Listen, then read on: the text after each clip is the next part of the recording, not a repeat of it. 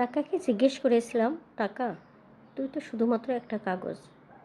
টাকা প্রত্যুত্তরে বলেছিল, হ্যাঁ, আমি শুধুমাত্র একটা কাগজ, কিন্তু আমার স্থান কখনো ডাস্টবিনে হয়নি।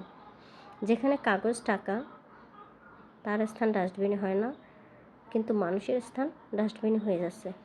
হ্যালো বন্ধুরা, আসসালামু আলাইকুম। আরও একটি নতুন ভিডিওতে আপনাদের জানাই স্বাগতম। আজকে আমি তৈরি করে নেব লিচুর পুডিং। লিচুর পুডিং তৈরি করার জন্য আমি এখানে 20 থেকে 30টার মতো লিচু নিয়েছি। 30টার মতোই লিচু নিয়েছি।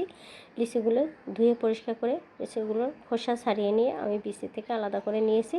এবার একটা ব্লেন্ডারের জগে লিচুগুলো দিয়ে দিয়েছি সামান্য পরিমাণ পানির সাথে।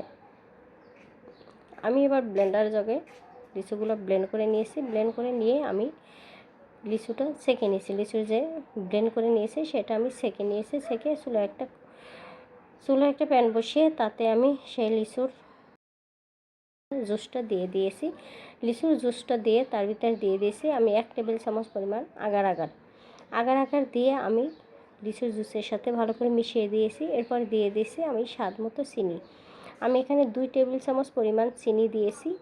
2 টেবিল চামচ ভরে চিনি দিয়েছি। আপনারা চাইলে কম বেশি দিতে পারেন, যে যেভাবে মিষ্টি খান সেভাবেই দিয়ে নিতে পারেন। এবার নেড়েছেড়ে আমি ভালো করে মিশিয়ে নিয়ে এবার চুলাটা আমি অন করে দিয়েছি। এবার আমি অনবরত নাড়তে থাকবো যাতে নিচে লেগে না যায়। তো এটা আমি হাতে সময় নিয়ে এটা করবেন। তো নাড়তে নাড়তে আমার এটা বলক হয়ে এসেছে। আর এটা বেশিক্ষণ বলক দেওয়া লাগে না, 2-3 বলক দিলেও হয়ে যায়। তো এটা আমার ফুটেছে অনেকক্ষণ যাবত। তো ফোটার পরে এবার আমি চুলাটা বন্ধ করে দেব। তো চুলাটা আমি বন্ধ করে দিয়েছি, দেখতেই পাচ্ছেন।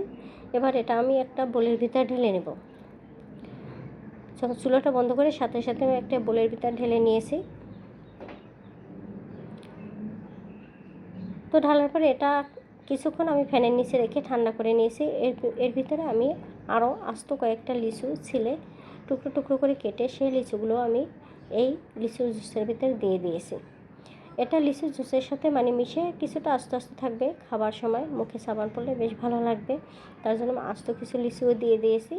এবার আমি ঠান্ডা হতে এটা রেখে দেবো নর্মাল ফ্রিজে 2 ঘন্টার জন্য। ফিরে আসছি আমি 2 ঘন্টা পরে। এই যে 2 ঘন্টা পরে আমি ফ্রিজ থেকে এটা বের করে নিয়েছি, দেখতেই পাচ্ছেন। আমি এবার একটা প্লেটে ঢেলে নিয়েছি। আমি প্রথমে একটা নাইফের সাহায্যে একটু পাঁচটা আলগা করে নিয়ে একটা প্লেটে আমি ঢেলে নিয়েছি। এই যে দেখতে পাচ্ছেন আমি ঢেলে নিয়েছি। এবার কেটে নেব, দেখবেন এটা কতটা স্মুথ আর কতটা সুন্দর হয়েছে। আর এটা ফ্রিজে রেখে ঠান্ডা ঠান্ডা খেতে ভীষণ মজা লাগে।